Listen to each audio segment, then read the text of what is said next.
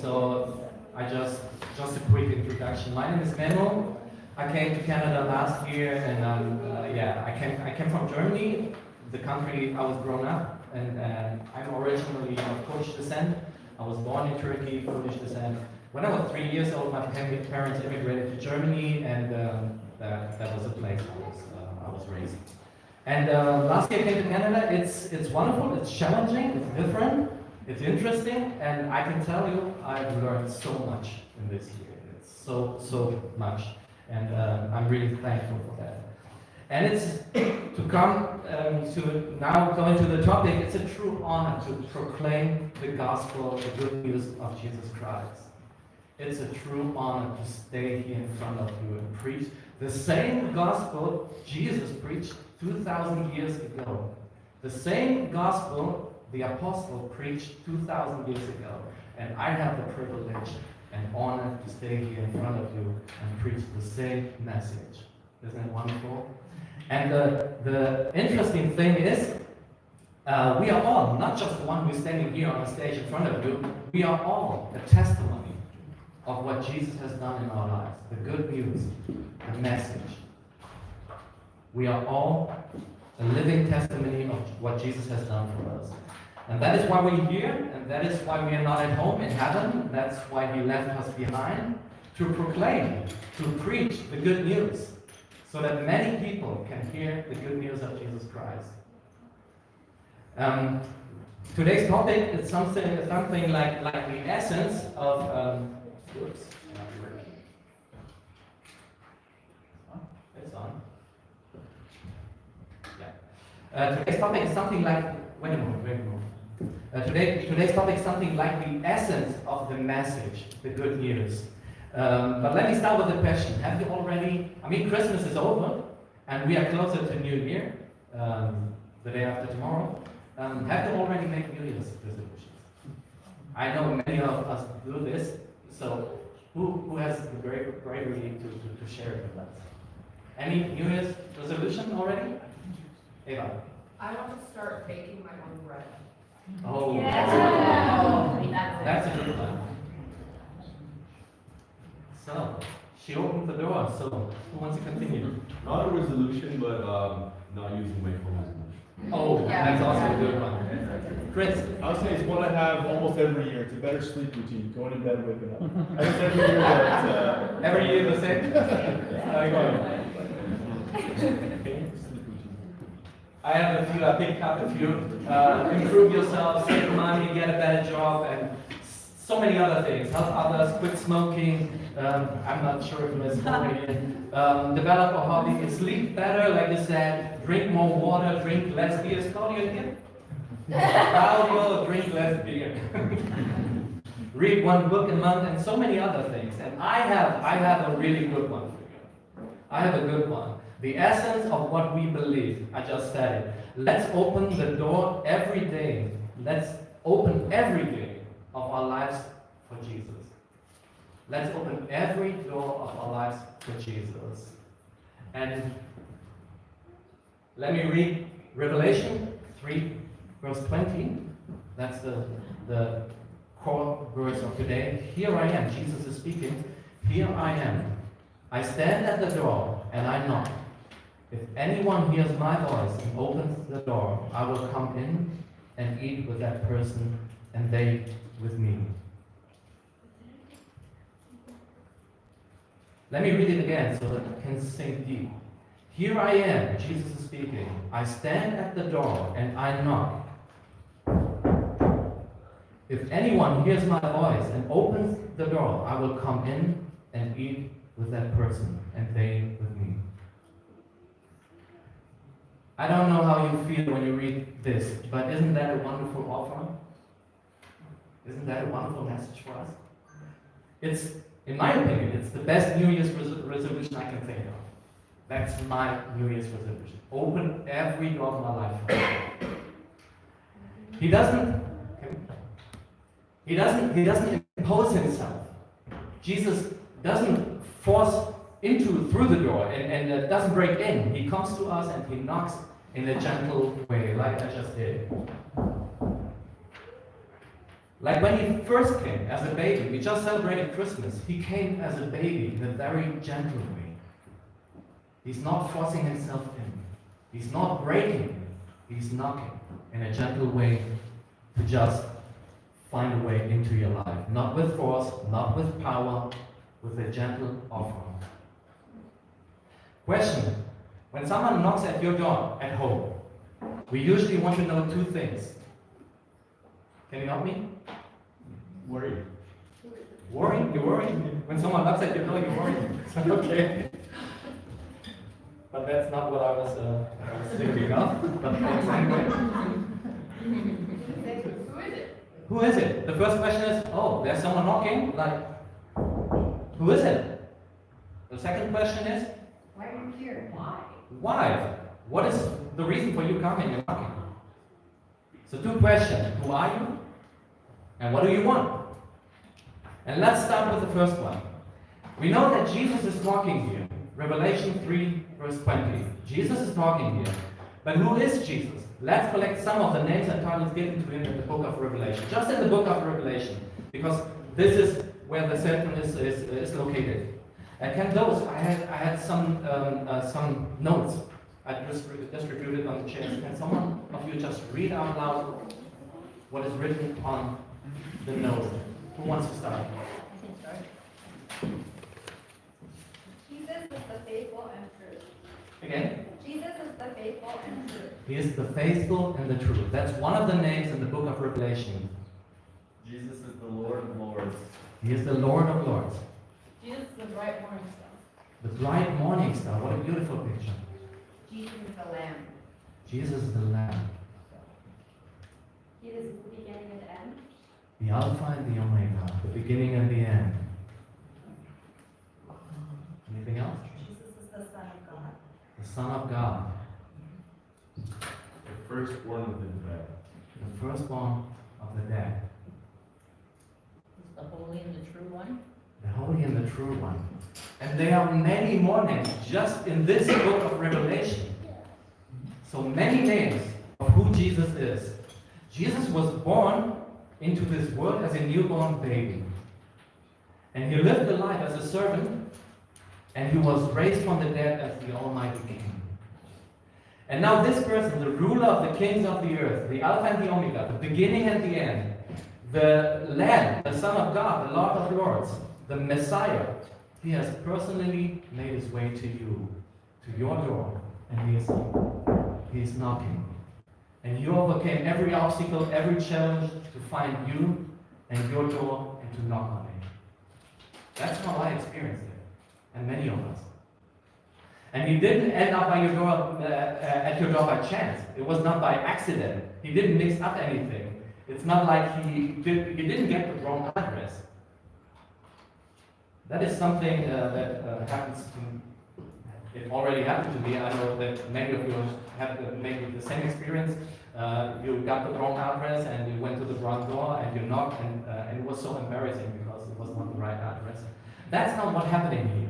Jesus is at the right address. He is at the right address. He is now deliberately standing right outside your door. God Himself, God Almighty. Deliberately, intentionally. Let's move to the second question. What do you want? So we know who it is, so what do you want? Next one. Let me read the verse again. Here I am, Jesus, and I stand at the door and I knock. If anyone hears my voice and opens the door, I will come in and eat with that person, and they with me. Since Jesus is speaking here, he's speaking to a particular church. He's speaking to the church of Laodicea, which is in today's Turkey. So he's talking to believers, which means this knocking is not just a one-time thing. It happens over and over. It has a beginning. At some point it starts. That's the point where I became a Christian. There was a point when I became a Christian. But this knocking is not a one-time event. It happens over and over and over again. It's like in a relationship, in a marriage, or with parents with their children. where after a while, with all the daily hustle and bustle and with the day-to-day routine, you easily forget what made this relationship so special and valuable to you. There's always the danger that after years, we take even the most precious things for granted. And that is what Jesus is talking about. Talking to the believers, you forgot the most precious and valuable thing in your life, me. And you shut the door in front of me. And he's knocking, and he wants an open doorway you can enter their life again. Jesus in our faith is not a tradition. Jesus in our faith is not a way of life. It's not things we simply do because we are used to it. Things we were grown up with. Things which are part of our culture. No, it's a real person. It's a real person who is knocking on your door. Jesus, as a person, is standing at your door and knocking. And sometimes we need to interrupt what we are doing and question the current state and listen. Let's respond to the knock again and again and again and again, repeatedly. Why is he at my door? Why is Jesus at my door knocking? What does he want? When I try to explain to non-Christians why I am a Christian, I'm a Muslim background believer, so a convert, why am I a Christian and what is so special about Jesus and why they need Jesus too, I often use this picture, the following picture. In my view, the whole humanity is in a wide and deep hole. And there's no escape. We are all of humanity are in this hole. There's no escape because the hole is too deep and cannot be overcome by human beings. And throughout history, different people, they come up with different ideas and beliefs and how to get out of the hole. And they call others to follow them. Follow me, I know a way out. And one said, we must do this, we must do that, we must do this and that, and then we can make it, follow me. And then is another one, he says, I had a vision of the world outside the hole. And this vision told me a way out. So come, follow me. I know a way out here. And then another one says, we must lead a life of deprivation and make many sacrifices, and we must live ascetically. Then we will overcome this obstacle, and we finally get out of this hole. That's what religions do. That's what all the religions do. And over time, many ideas come up, but nothing really helps, because what the people in the hole really need is someone from the outside. Like in this picture. We need someone from the outside coming and helping us. Someone to lie on the edge, stretch their arm into the hole, and offer everyone to grab their arm so they can be pulled out. That's what we need. Someone comes from the outside and knocks at the door like Jesus is saying. That is who Jesus is. That is what we celebrate at Christmas. He became flesh. He became a human being. And he invites everyone to take his hand and accept his offer and help to finally get out of this hole. Why is he knocking? He is knocking because he wants to save us. He wants to help us to get out of the hole. That's why he's knocking. He wants to help us to get out of the misery, reconcile us with God the Father, and bring us back into the relationship with him. Because that is what we are made for. We are made for a relationship with the living God. That's what we are made for. That's my favorite message. The people who know me, they know that I'm talking about that all the time. We are made for a relationship with the living God. There's no other way. And without him, as long as we do not return to this relationship, we will continue to search with longing without finding any real answers. I can promise you. Another image I sometimes use when I talk to people about faith is this one. Imagine you are in the open water, on the open sea, far away from the shore, and you are in danger of drowning, and you need urgent help. What you need is someone with a boat, not someone who is with you in the water. You need someone from the outside coming and helping you. What you need is not someone who's stuck in the water like you and comes up with a great idea how to get out of the water. You need a boat. You need someone from the outside reaching out to you, stretching his arms towards you and offer you help. That's who Jesus is. And that is one of the things what makes Jesus so unique and what distinguishes him from every other religion in world history. What does he want? He wants access to your heart. He wants eternal fellowship with you. That's what he wants. His intentions are good. He wants fellowship and community with you. Eternal fellowship. He knocks, and sometimes we open the front door, but we hesitate to open other doors for him. Just a few. Maybe one or two. Not the other one. But Jesus wants to be part of every aspect of your life, not just the front door. That's not how it works.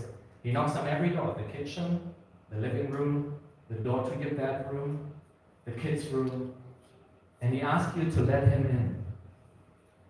Jesus is not satisfied with just one room. He will not stop there. I can promise you that. Why? Because he has a bigger plan. He has a wonderful plan for your life, and that includes all areas of your life, not just one aspect of area. All areas of your life. And we also often try to hide things from him in the attic or in the basement, and we shut the door, and we keep the keys to the door in our pockets, and we try to ignore the knocking on these doors. Why do we ignore this knocking? Why is it sometimes that we ignore the knocking of Jesus? There are so many reasons, because there are many reasons for this. One is the fear of consequences. What will happen if I open the door? Sometimes we are afraid of maybe what other people might think of us. If I open the door for Jesus, what might my family say? Will they hate me? Will they leave me? Will they insult me? What will they do to me? This is often the case with people who become Christian from a non-Christian background. So they know a lot of things will change when I open the door. And other people are afraid of no longer being in control. If I open the door, I'm not in control. I don't know what Jesus will do in my life, what the changes will be. They don't trust that Jesus has a better plan for their lives, a better plan than they could ever imagine. But that's the truth. He sees the whole picture. He sees everything. And his intentions, like I already said, his intentions are good. And he has a good, a wonderful, a precious plan for your life. Trust him. And many other people try to walk a middle path and only open a few doors and keep a few doors closed and expect Jesus to be satisfied with that. But all or nothing, that's the message Jesus gave to the disciples. All or nothing. That is a message we find in many parts of his teaching in the New Testament. All or nothing. And he's knocking. And as I said, Jesus knocks and he asks for permission. You are the only person who can open the door for him. You are the only person who can open the door for him. That is your own personal decision. No one can make this decision for you. No one is forcing you. No one is pushing you. That's not how it works. You must decide for yourself which door you open and which door you leave closed. The only thing he does, and the only thing I do right now on his behalf, is knock and ask you, please open the door. Open the door for Jesus. It must be a decision coming from your heart, because it's your heart he is knocking on. There are others who open the door and welcome Jesus with excitement. Hey Jesus, great to see you come in and feel home. And they let him into the room, but after a short while, they close the door and they lock the door with him inside. So he's locked inside the room. And life goes on until suddenly something unexpected happens. And the roof leaks, or the heating doesn't work properly. The windows, they cause some trouble, and there's something wrong with them. And problems and difficulties too big for you. And you remember Jesus is in the room. And you go there, open the door, and you ask for help. Jesus, could you please help me? I have a trouble. I have a big problem here. And after he has helped you, you lock him up again until the next problem comes up.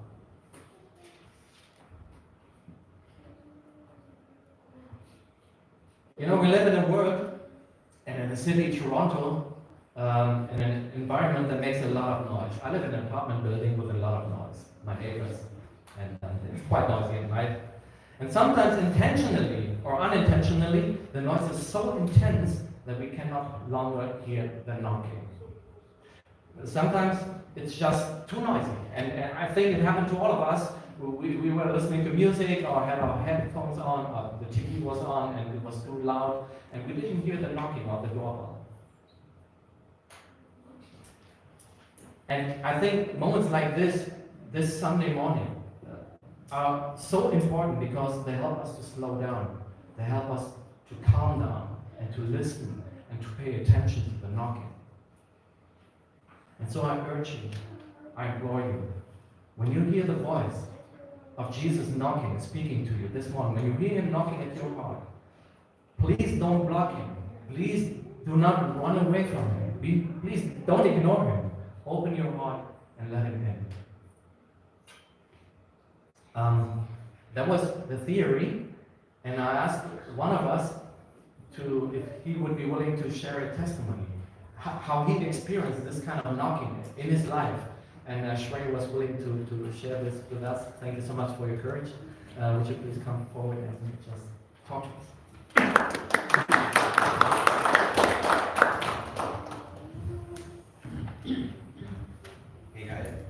Hey guys, I'm Shrey. My parents were Hindu, but I grew up agnostic, and I think, as I read through this, you'll know more about my background. So, as some of you might know, I got baptized earlier this year on February 25th. This year has been the best year of my life. I was able to enjoy a lot of gifts of God's gifts this year. It has also been slightly over 1 year since I first came to this church. And I'm thankful to God and everyone here for being so welcoming and for being part of this journey with me. Thank you. When we go through school, high school, we are taught Big Bang, primordial evolution, and it brings a lot of doubts about God. Then life and responsibilities kick in, and a lot of our time, energy, and brain power goes into studies, career, skills, being successful, and trying to reach our goals. However, there was something in the back of my head all throughout that time that bothered me and kept me up late at night. It was questions like, who are we? What is our purpose in the universe? What is the purpose of the universe? Why are we as a species capable of such good, but also of such malevolence? I had hundreds of such questions about God, about the universe, about the human condition, and how lonely we are as a species that's born on this rock that we call Earth, that is surrounded by such emptiness of space. The distances our brain sometimes cannot even comprehend. But I never took up the time to research and try finding answers to these questions. I was very curious, and I knew I had to find answers to these questions at some point in my life. And now that I look back at it, I could hear footsteps of God coming close to the door before he started knocking. So after finishing my bachelor's last year, I decided to invest any time I had after work into studying our existence, history of religions, and what new science like AI, quantum mechanics, gene editing meant for the future of humankind. I wanted to study these things more closely and in detail. I treated it like the most important thing I'm doing in my life. And when I really got into details in science, I saw that science does not have anything to do with God. Science is the study of His creation. There is so much fine-tuning and design in the universe naturally that it is impossible that there wasn't a designer or a creator. And as I read through scientific papers, I realized our science is not as rock solid as I thought it was. And where it is rock solid, it does not go against their real creator. But at this time, I felt God started knocking on the door to see what I do with the free will He has given to me. I like to think I'm a rational person, but I cannot explain this feeling rationally. It was a feeling that made me even more curious. It made me question everything I knew about anything. And it made me look at almost all major religions, from ancient Sumerian religions to most of the major religions today. And when I got to the Bible, everything else was boring. I had read a lot of philosophy books, but the teachings I got from Christ are far ahead of any of them. It is ahead of anything any human has ever produced. ethical brilliance, and that can only come from God. It was at this time that I had to decide, do I open the door and let Jesus in, or do I choose the more easy and comfortable decision of not building a relationship with him? I decided to open the door and let him in. I wish it was sooner, but I think he knows when the time is right, and he knocked at that perfect time. Christ was tortured and betrayed, not only despite his innocence, but because of his virtues. Despite all of that, he said, Father, forgive them, for they know not what they do. Understanding what Christ did for me has given me a purpose in life. I need to face the readiness to sin that exists within me and within the world. I have to voluntarily accept the burden of suffering, not just mine, but of the world, like how Christ did. I have to put my will aside and align with his will. And I think there is power in that. When you do that, it forces you to develop and be a more competent person. Ever since I opened the door for Jesus, it has lifted a lot of burden from my shoulders. When I had to pick up the cross that I couldn't carry, he picked it up for me and carried me and the cross. Our lives and experiences are unique and personal. No other person, not even ourselves, knows them completely like how God does. God knows our questions, our struggles, and our hearts. He knows when the perfect time is to knock on the door. You feel his love, forgiveness, and faithfulness when you open the door and let him in. Courage, trust, truth, love, even unto your enemy, which is yourself. God, forgive us our trespasses as we forgive those who trespass against us. May what is highest guide our vision.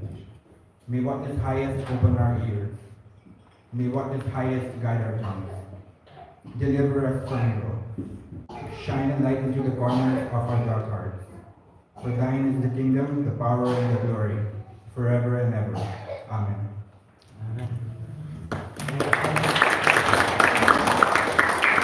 Thank you so much, Ray.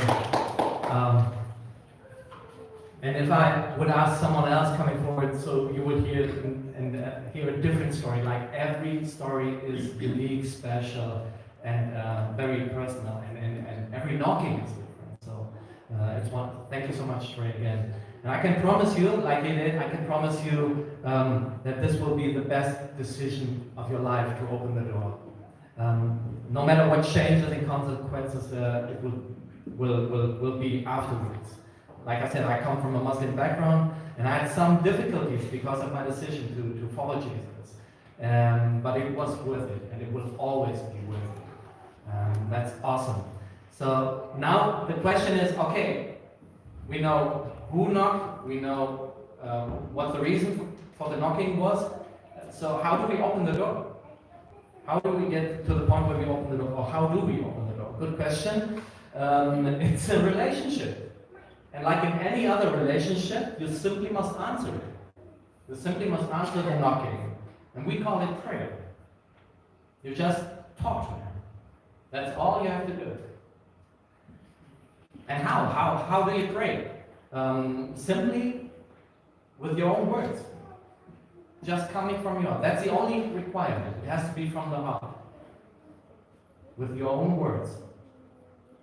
And maybe you find it hard and difficult to pray because you're not used to it, and that's okay. Let me help you now. I would now like to ask you all to close your eyes and focus on Jesus and him knocking at your door. Focus on him. All eyes are closed, so no one will be watching you. This moment is all about you and Jesus, no one else. What happens in front of you, behind you, next to you is not important and does not matter now. And I'm going to say a prayer now as a help, and you can just repeat what I say sentence by sentence.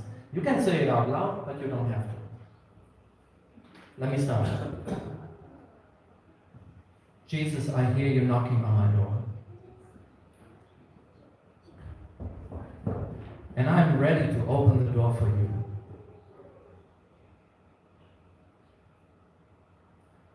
Please enter my life, every room of it.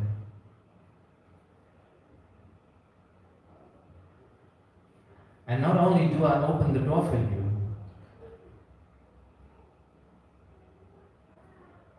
I also give you the keys to my life, the keys to my heart.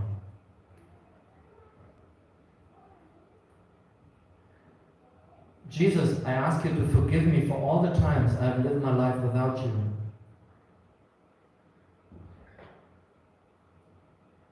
And every time I've failed and sinned against you and the Father in heaven. Please forgive me. I want to accept your sacrifice. Your payment for all the things I've done wrong.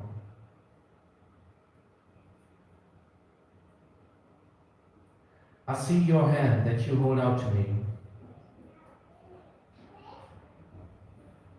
And I take your hand now.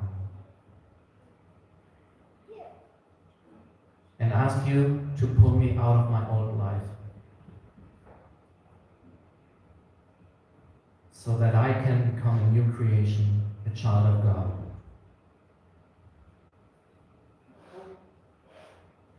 I believe in you and all that you've done.